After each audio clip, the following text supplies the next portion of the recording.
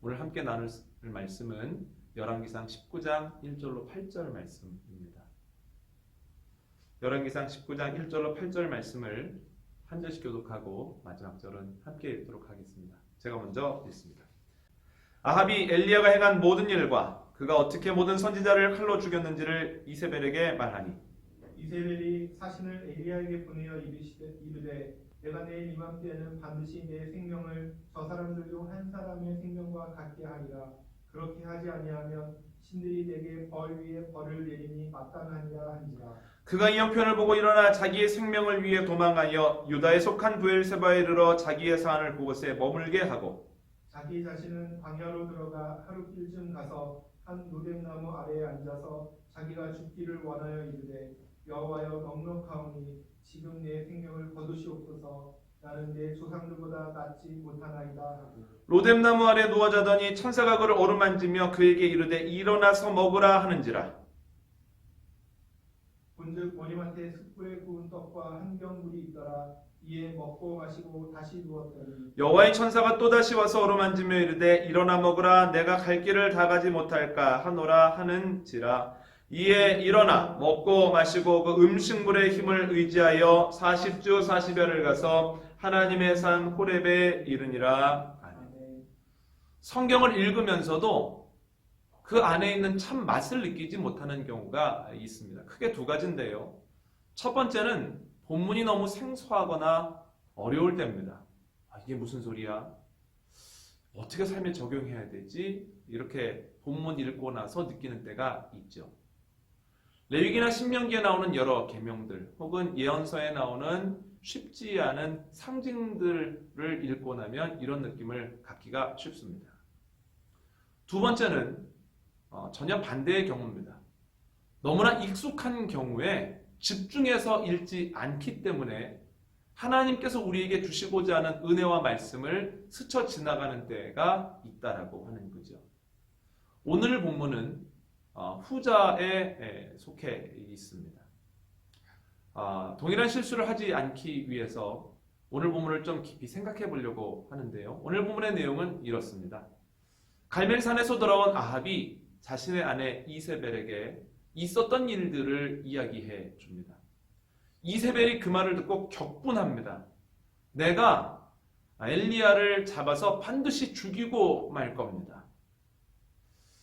사신을 통하여 이 말을 전해들은 엘리야는 자신의 사환과 함께 브엘세바로 도망합니다. 그리고 사환을 거기에 머물게 하고 본인은 광야로 하룻길을 더 나아갔다라고 하는 거죠.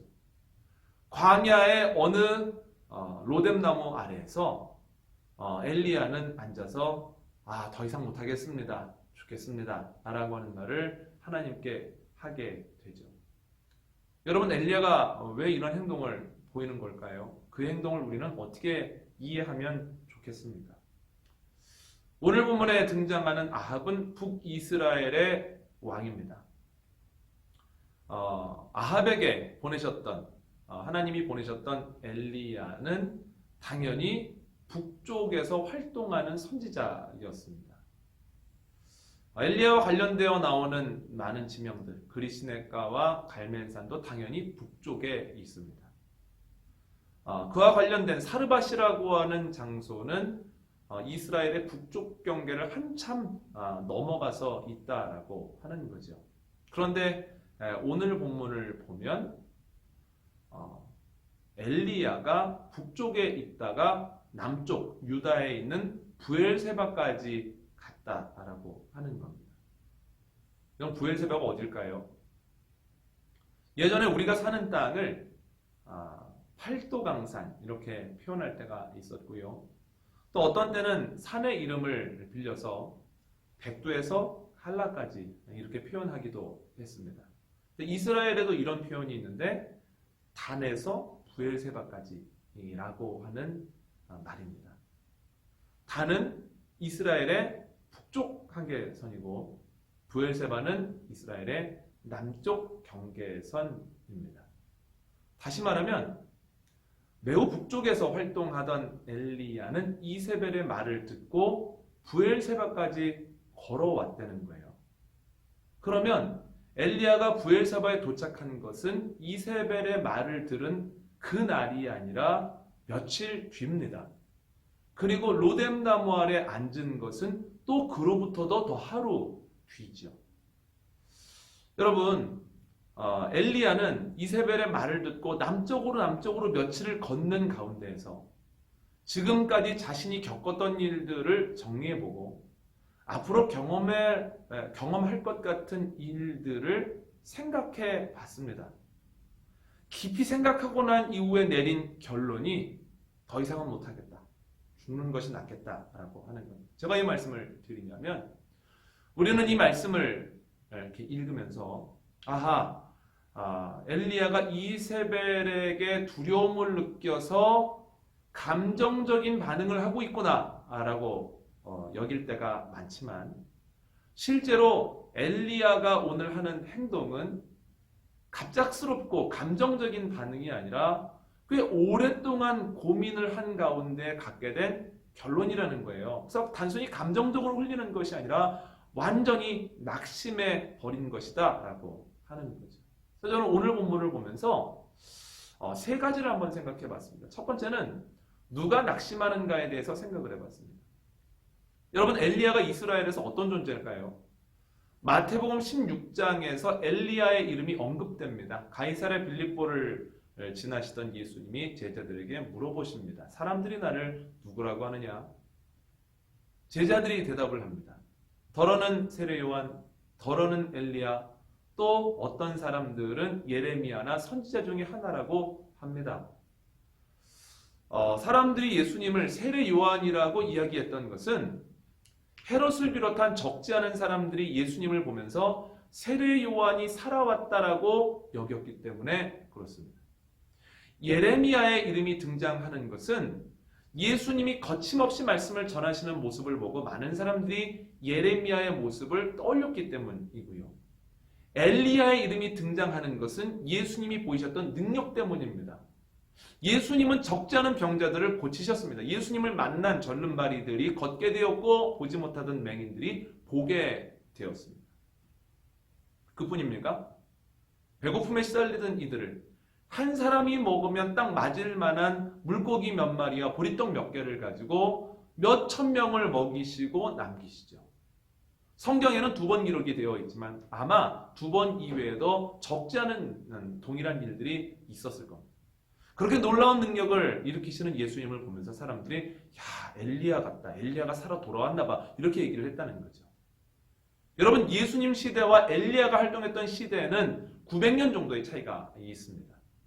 그럼 이게 뭘 의미합니까? 900년이 지난 예수님 시대까지도 능력을 행하는 사람의 대명사가 엘리야였다는 거예요.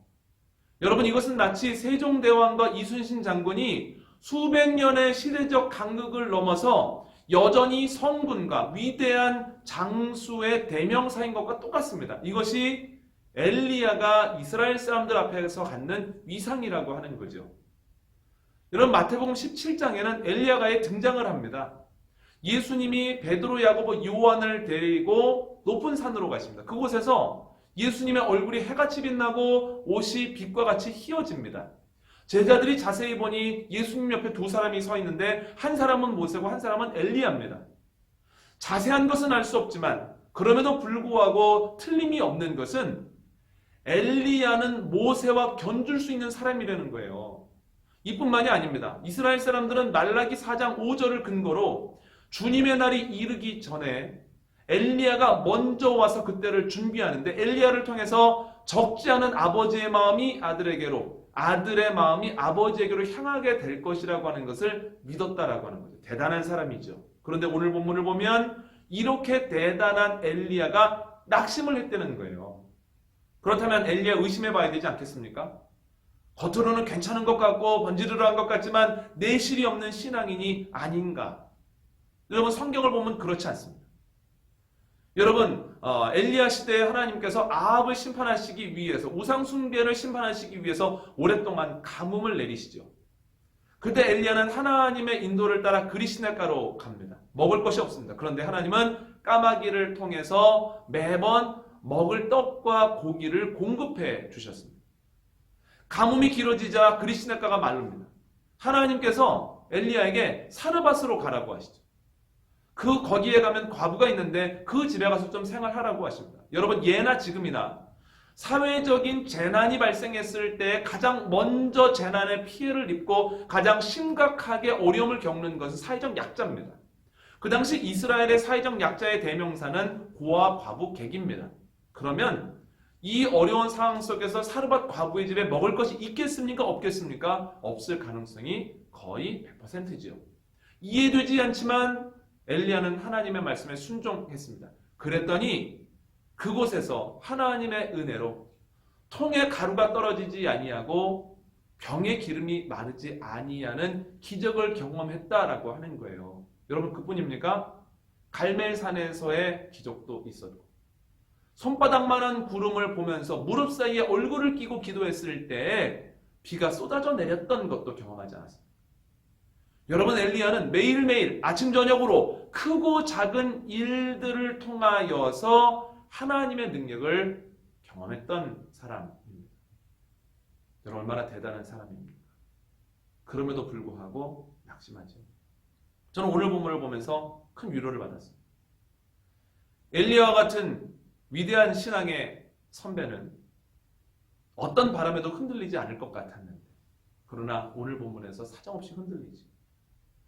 엘리야의 삶에는 갈멜산 위에서의 승리만 있을 것 같았는데 오늘 본문을 보면 로뎀나무 아래에서의 패배와 낙심이 나오죠.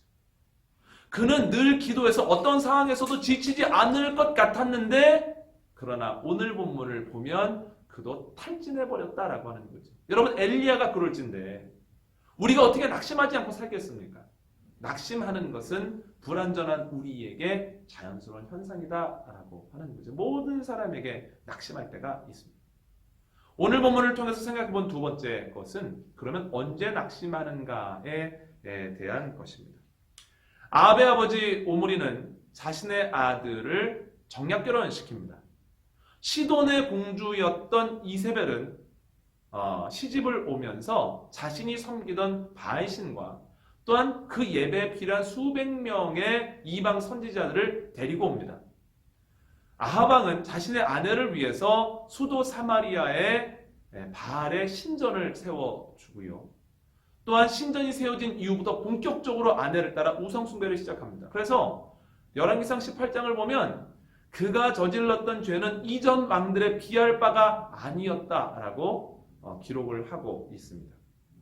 여러분, 그때 하나님께서 엘리야를 아합에게 보내시죠.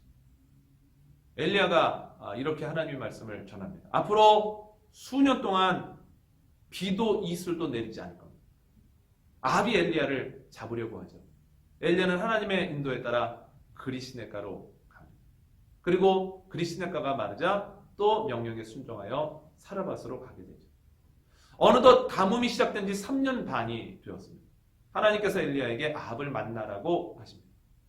아합을 만났을 때 둘 사이에 또 불꽃이 튀기 시작합니다. 아합이 이렇게 먼저 이야기를 합니다. 네가 온 이스라엘을 괴로움에 빠뜨린 장본인이냐? 그랬더니 엘리야가 한마디도 지지 않고 이렇게 대답을 합니다. 이스라엘을 괴롭게 하는 이는 내가 아니라 당신과 당신의 집입니다.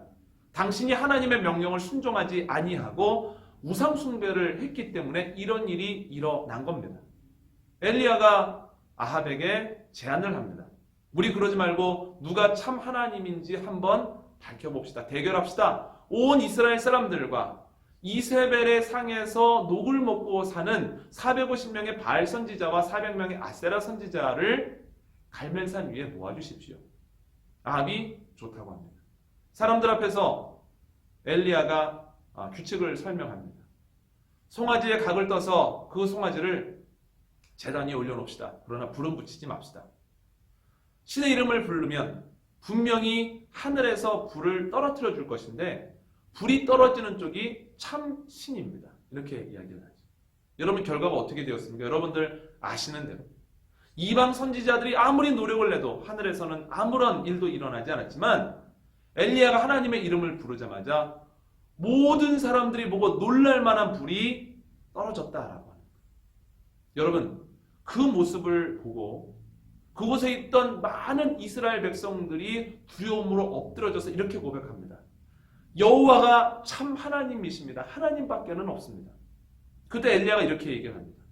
그렇다면 모든 이방 선지자들을 잡으시오. 한 사람도 도망 못 가게 하시오. 이스라엘 사람들이 잡았을 때 엘리야는 이스라엘 사람들과 함께 이방 선지자 850명을 그 자리에서 죽입니다. 그 장소가 기손 시내가입니다. 여러분, 이 모든 과정을 아합 왕이 보고 있습니다. 그런데 무엇도 할 수 없었습니다. 두 가지 이유 때문에 첫 번째는 승패가 너무 명확하기 때문입니다. 누가 참 신인가? 그 대결을 통해서 하나님이 참 신이라고 하는 것이 아주 명확하게 밝혀져 버렸죠. 하나님이 계신 것 같기도 하고 계시지 않는 것 같기도 하고, 하나님이 강력한 것 같기도 하고 저쪽에 강력한 것 같기도 하고, 이렇게 모호하게 보여지게 된 것이 아니라 하나님만이 참신이며 하나님의 능력이 얼마나 대단한지를 모든 사람들이 보게 됐습니다. 두 번째는 백성들의 뜻이 이제는 명백해졌기 때문입니다. 이제는 거짓을 버리고 하나님께 돌아가겠다라고 사람들은 결단하고 있습니다. 여러분, 바알의 대리자인 아합이 하나님의 대리인인 엘리야에게 완벽하게 패배한 겁니다. 하나님의 승리이자 엘리야의 승리죠. 그런데 그뿐만이 아닙니다. 엘리야가 아합에게 이야기를 합니다. 빨리 궁으로 돌아가십시오. 큰 비 내릴 겁니다. 여러분, 3년만 동안 비가 내리지 않았는데 비가 온다니요. 그런데 아합은 뭔가 홀린 듯이 마차를 타고 궁으로 향합니다. 이게 웬일입니까?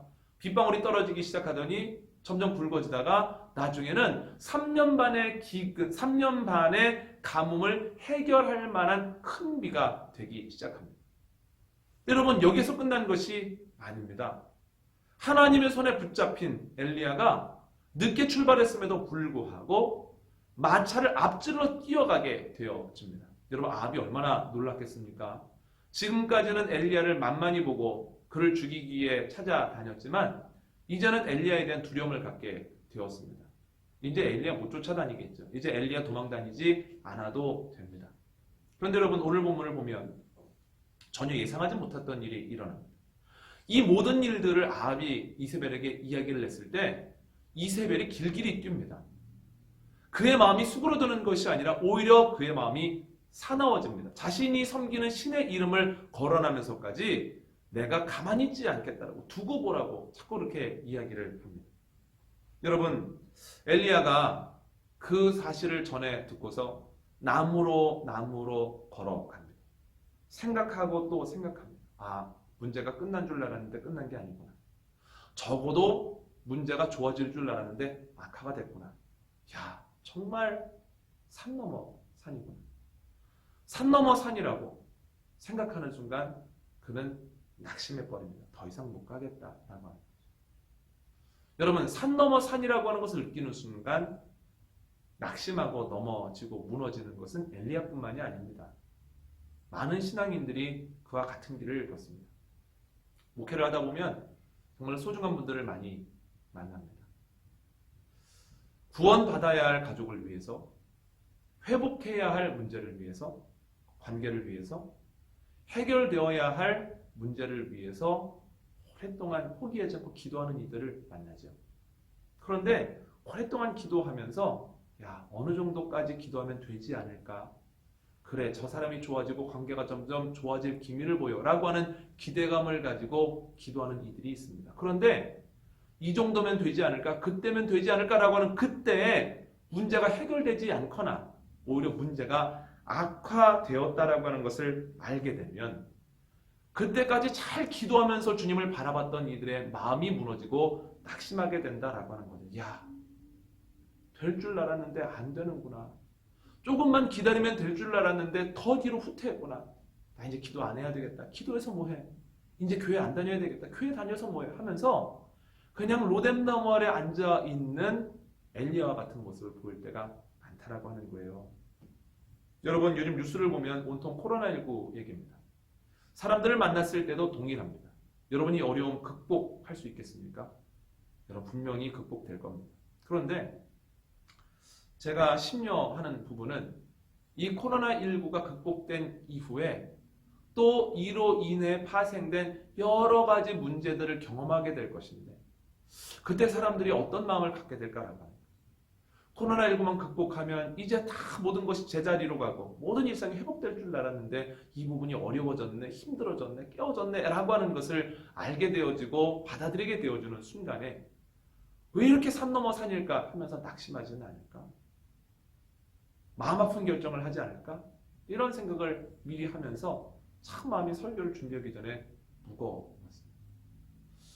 여러분 오늘 본문을 보면 산 넘어 산이라고 하는 것을 느끼고 로뎀나무 아래에 들어가서 못하겠습니다. 죽는 게 나아요 라고 이야기했던 엘리야는 결국은 로뎀나무 아래를 박차고 나와서 하나님의 산 호렙까지 갔으며 거기에서 하나님의 사명을 다시 받아 그 사명을 완수하게 되어진다라고 하는 거예요. 그래서 오늘 본문을 보면서 그리고 그 뒤에 이어지는 본문의 내용들을 보면서 저는 어떻게 낙심을 극복했는가에 대해서도 생각해 봤습니다. 여러분 그가 어떻게 극복했나요? 오늘 보면 5절로 8절 말씀 함께 읽어보겠습니다. 시작. 로뎀나무 아래에 누워 자더니 천사가 그를 어루만지며 그에게 이르되 일어나서 먹으라 하는지라. 본즉 머리맡에 숯불에 구운 떡과 한 병 물이 있더라. 이에 먹고 마시고 다시 누웠더니 여호와의 천사가 또다시 와서 어루만지며 이르되 일어나 먹으라. 내가 갈 길을 다 가지 못할까 하노라 하는지라. 이에 일어나 먹고 마시고 그 음식물의 힘을 의지하여 40주 40야를 가서 하나님의 산 호렙에 이르니라. 아멘. 여러분 엘리야가 실망하고 낙심한 이유가 뭡니까? 아이고 이 정도 했으면 될 줄 알았는데 좋아질 줄 알았는데 안 되네 더 나빠졌네 하고 실망하고 낙심한 거 아닙니까? 그런데 이런 관점에서 보자면 실망하고 낙심해야 하는 것은 엘리야가 아니라 하나님입니다. 여러분 하나님이 지금까지 엘리야에게 얼마나 많은 은혜를 허락하셨고 얼마나 많은 능력을 체험케 하셨습니까? 그리스네가에서 매번 까마귀를 통하여 공급해 주셨고 또한 사르밧 과부의 집에 갔을 때 떨어지지 않는 가루와 기름도 체험케 하셨으며 또한 갈멜산에서는 불이 떨어지게 하셨고 간절한 기도를 들으시고 큰 비를 내려주시지 않았습니까? 여러분 이렇게 능력을 경험했다면 하나님이 어떤 분인지를 체득했다면 다른 사람은 몰라도 엘리야는 낙심하면 안 되죠. 엘리야만은 로뎀나무 아래에 들어가면 안 된다는 거예요. 그런데 엘리야는 하나님을 알지 못하는 사람처럼 능력을 경험해보지 않은 사람처럼 그렇게 행동했다는 거예요. 여러분 낙심이라고 하는 감정은 쉽게 전염이 됩니다. 민수기 14장을 보면 가나안 땅을 40일 동안 정탐했던 12명 중에 10명이 낙심된 마음으로 보고를 합니다. 땅이 좋긴 좋아요. 그런데 거기 못 갑니다. 그 성이 얼마나 단단한지 아십니까? 그 사람들이 얼마나 장대한지 보셨습니까? 그 사람들이 가지고 있는 무기의 날카로움을 아십니까? 그들에 비하면 우리는 메뚜기입니다. 우리 끝났어요. 그들의 낙심은 하룻밤이 지나기 전에 장정만 60만 명인 큰 공동체인 이스라엘 전체에 다 퍼져버립니다. 그래서 이스라엘 사람들이 밤새 울죠. 여러분 낙심이라는 감정이 이렇게 무섭습니다. 그런데 제가 하나님이라면 이 엘리야의 낙심에 영향을 받을 것 같은데 오늘 본문을 보면 그렇지 않습니다. 엘리야가 낙심했을 때 하나님께서는 같이 낙심하시는 것이 아니라 열심을 가지고 그를 다시 만져주시고 그에게 공급해 주시죠. 천사를 보내십니다. 어루만져 주시죠. 천사를 통하여 떡과 물을 주심으로 그가 필요한 것을 공급받아 새 힘을 얻게 하셨다라고 하는 거죠. 여러분 엘리야의 낙심이 어떻게 극복됐을까요? 이건 엘리야의 능력이나 엘리야의 노력이 아니라 하나님의 열심 때문입니다. 무언가에 낙심하고 계십니까? 걱정하지 마십시오. 여러분들이 낙심해 있는 순간에도 하나님은 낙심하지 않고 열심을 내심으로 결국은 여러분들과 여러분들의 가정을 일으켜내실 겁니다. 그런데 오늘 본문을 보면 하나님이 어떻게 열심을 내시는지가 기록이 되어 있습니다. 매우 구체적인데요. 하나님은 그가 경험하고 있는 문제를 정확하게 아시고 그 문제를 극복할 수 있는 넉넉한 은혜를 주십니다. 엘리야가 내적으로 느끼는 것이 뭔지 아십니까? 외로움입니다. 야, 바알에게 입 맞추거나 무릎을 꿇지 않은 사람은 나만 아는 것은 나밖에 없다. 너무 외롭다. 지금은 사원도 없고 나 혼자 있다. 그러나 그 외로움이라는 문제를 극복할 수 있도록 천사를 보내서 어루만져 주시죠. 광야에서 어떻게 먹을 것과 마실 것 구하겠습니까? 그런데 하나님께서는 그에게 떡과 물을 때때로 필요할 때마다 주셨다라고 하는 거예요. 여러분, 그는 지금 산 넘어 산과 같은 문제를 가지고 있습니다. 그러나 은혜가 계속되어짐으로 인하여서 그 문제를 하나하나 넘어설 수 있었다는 거예요. 그런데 지금만 그런 거 아닙니다. 예전부터 엘리야가 가지고 있었던 문제가 많았으나 그러나 그때마다 하나님이 준비된 은혜를 그에게 부어주심으로 그 문제들이 하나씩 극복되어서 여기까지 왔다는 거예요. 제가 어렸을 때 살아가는 목사님의 표현에 따르면 엘리야는 은혜 위에 은혜 때문에 이 자리에 존재할 수 있다라고 하는 겁니다. 여러분 기억하십시오. 엘리야의 삶에 두 가지가 다 있었습니다. 하나는 문제가 계속되어 내 삶에는 산 넘어 산과 같은 문제만 있다라고 하는 거지만 그가 지금 존재할 수 있는 것은 이 산 넘어 산과 같은 문제를 넘어설 수 있게 하셨던 하나님의 은혜 위에 은혜였다라는 거예요. 여러분 엘리야가 왜 낙심했습니까? 산 넘어 산에 집중했기 때문에. 어떻게 하면 낙심하지 않았겠습니까? 낙심되려고 하다가 어떻게 하면 금방 넘어설 수 있었겠습니까? 여기가 아니라 은혜 위에 은혜에 집중했다면 낙심하지 않았거나 낙심했더라도 금방 일어설 수 있었겠지요. 여러분 이런 일은 오늘 본문 이전에도 있었습니다. 이스라엘 사람들이 출애굽을 해서 가나안 땅으로 걸어갑니다. 그런데 애굽을 나오자마자 문제들이 얼마나 많은지요. 정말 말 그대로 산 넘어 산입니다.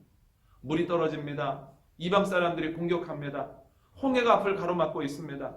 또 홍해를 건너 나아가 보니 홍해를 건너보니 또 먹을 것이 떨어집니다. 여러분 어떻게 됐습니까? 때마다 하나님의 은혜가 있었다는 거예요.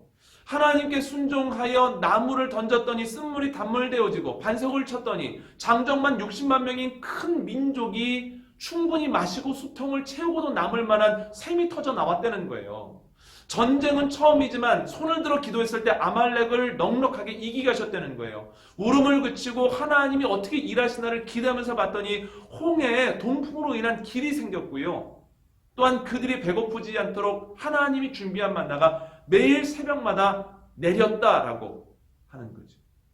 여러분 산 넘어 산과 같은 문제를 충분히 덮고도 남을 만한 은혜 위에 은혜가 있었죠. 그래서 결국 이스라엘 사람들은 가나안 땅에 입성하게 됩니다. 여러분 이러한 일들이 성경에만 있습니까? 그렇지 않습니다. 성경에 나오는 하나님은 여전히 동일하게 우리를 사랑하시며 우리를 위하여 일을 하십니다. 목사님 저는 그런 은혜 잘 모르겠어요 라고 말씀하실 수도 있습니다. 제가 묻고 싶습니다. 여러분 인생을 살면서 문제가 없으셨던 시기가 있으십니까? 없죠. 크고 작은 문제들이 있었습니다. 그렇다면 또 묻겠습니다. 문제들 중에 정말 쉽고 만만한 것 있었습니까? 그렇지 않죠. 모든 문제는 버겁고 힘겹습니다. 그런데 여러분 언제나 문제가 있었고 모든 문제가 어려웠으나 여러분 지금 여기까지 오셨습니다. 어떻게 그러실 수 있었습니까? 여러분 생각해 보십시오.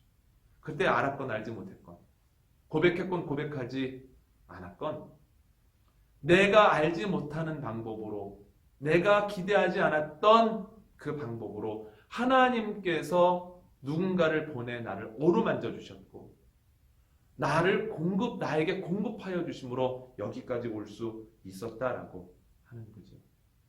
지금까지도 은혜 위에 은혜로 왔고 지금 경험하고 있는 어려움도 은혜 위에 은혜로 이겨낼 것이며 앞으로 어떤 문제를 만날지라도 하나님의 은혜가 그 어려움들을 넘어서게 할 것을 기억하고 믿는 저와 여러분이 되시기를 바랍니다. 모든 사람의 삶에는 둘 다 있습니다. 산 넘어 산과 같은 문제. 또한 하나님께서 준비하신 은혜 위에 은혜. 우리가 어디에 시선을 두고 있느냐에 따라서 우리가 가지게 되는 마음과 우리가 누리게 되는 삶의 모양이 달라진다는 거죠. 여러분들은 어디에 집중하고 싶으십니까? 어디에 집중하고 계십니까? 산 넘어 산이 아니라 하나님 준비하신 은혜 위에 은혜에 집중하는 저와 여러분 되시기를 바랍니다. 오늘 말씀 정리합니다. 엘리야가 낙심했습니다. 그러나 하나님은 그때도 낙심하지 않으시고 열심으로 그를 도우셔서 결국은 그 낙심을 이기게 하십니다. 우리도 그렇게 하십니다. 그런데 어떤 방법으로요? 산 넘어 산을 넉넉히 이길 만한 은혜 위에 은혜를 주심으로 결국은 이기게 하십니다. 지금 이 순간 주님께 집중하고 주님의 은혜 위에 은혜를 기대하는 저와 여러분 되시기를 바랍니다.